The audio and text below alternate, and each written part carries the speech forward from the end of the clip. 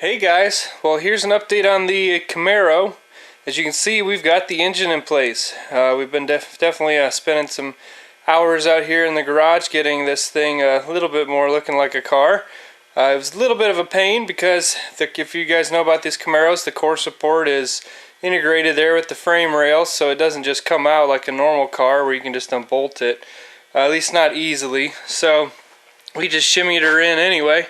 And there it is. It's in place. We took the engine mounts from the that orange car where the engine came from. We had cut them out and put them right back in the exact same location. Everything lined up really nice. That worked out well.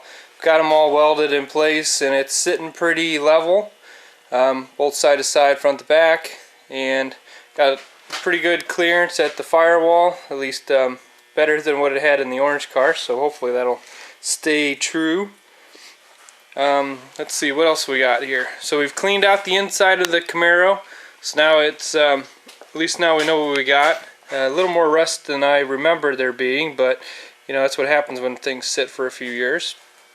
We got the seat in place. This is the seat out of the orange Camaro as well. The one that was in this car ended up getting thrown away.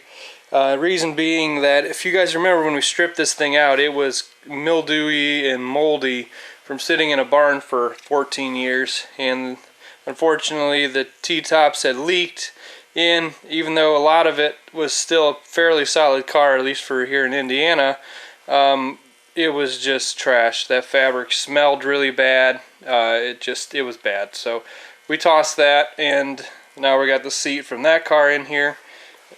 It has a little bit more of a recline than I'd like. It's a little broken down, so we're going to add a little bit of a support to it between the cage and the chair, just to give myself a little bit better back support. But apart from that, at least we got a seat that doesn't smell really bad. We broke into the lock to get that mechanism freed up.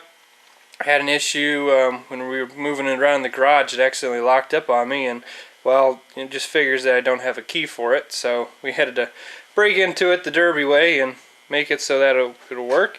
And some of you guys are probably catching your eye on this thing, and so I got to feature it on the video. This was just a little evening project. I spent probably, I don't know, maybe half hour, 45 minutes or so on this thing. And I just took an old clutch assembly that we had sitting around the garage. I trimmed up the base of it, made a nice little stand, welded this little bracket down on the floor and bolted it all together, and made myself a real simple shifter.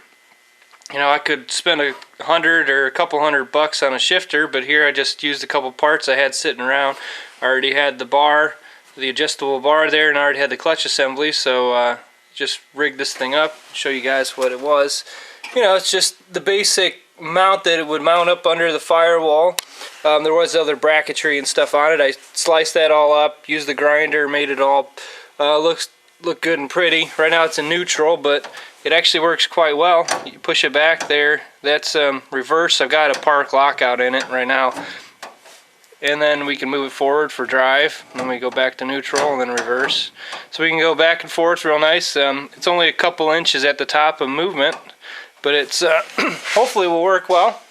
It's better than the shifter that was on the orange car. That one was a good setup, but it was unfortunately broken.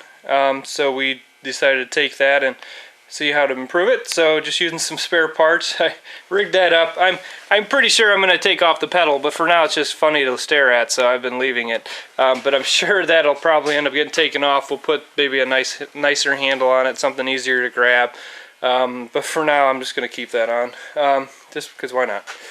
I got a battery box sitting in place. Most likely going to be changing it out to something else, but it's just sitting there right now. I do have some of the wires coming through out of the engine bay for the engine. Everything was running and moving in the orange car. And that car was still running and moving when I pulled it in to pull the engine. So we just disconnected all the wires, labeled everything, and then threw it up on top of the motor. And now just having to work through decoding some of that. There's only a handful of wires. It just isn't the way that I would wire something.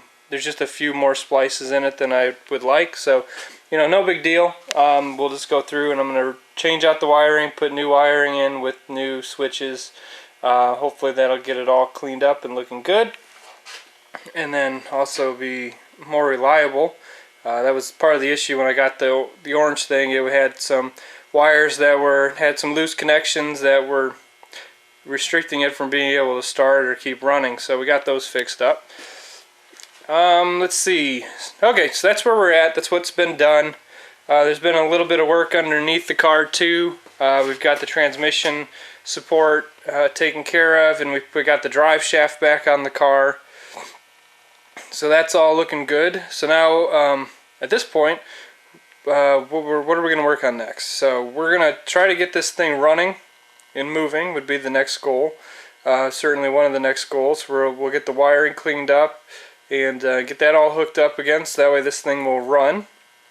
But before any of that could happen, I think the next step here and what I'm going to work on today is we're going to get this roll cage figured out. This is the old roll cage out of the green Buick Roadmaster station wagon that we had, and that's where this cage came out of. We cut it out, and we're going to try to reuse the pieces and parts to it as best we can, and just repurpose those for this car. So I think what we're going to do is we're going to build the cage in this thing next. Then we can get the gas tank protector mounted, hanging on the back, and then at that point I can hook up the gas tank, the fuel pump, then fasten all the wiring and the switches to the cage as well. And then at that point that'll be a great time to get this thing running and moving. So the next step I think will be the cage. We'll do that. Also along the way we'll weld the doors. Not sure how it's all going to happen. It all needs done. And you know, with any of this kind of stuff, it's all about what do you want to pick first. I think the cage makes the most sense next, so that way I can mount you know, the critical hardware, the gas tank switches, all that stuff, more permanent, and then I don't have to mess with it.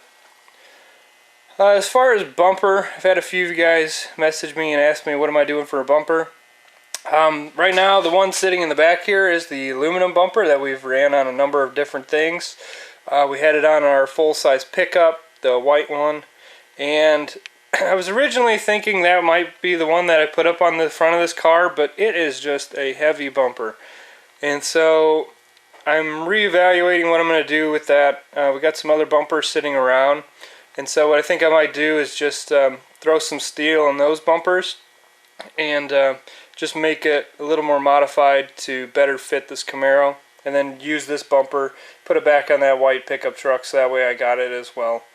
I just think it's a little too much bumper for this car. I'm afraid that it's going to be too hard, and it's just a little too bulky. But we'll see. Maybe I'll change my mind.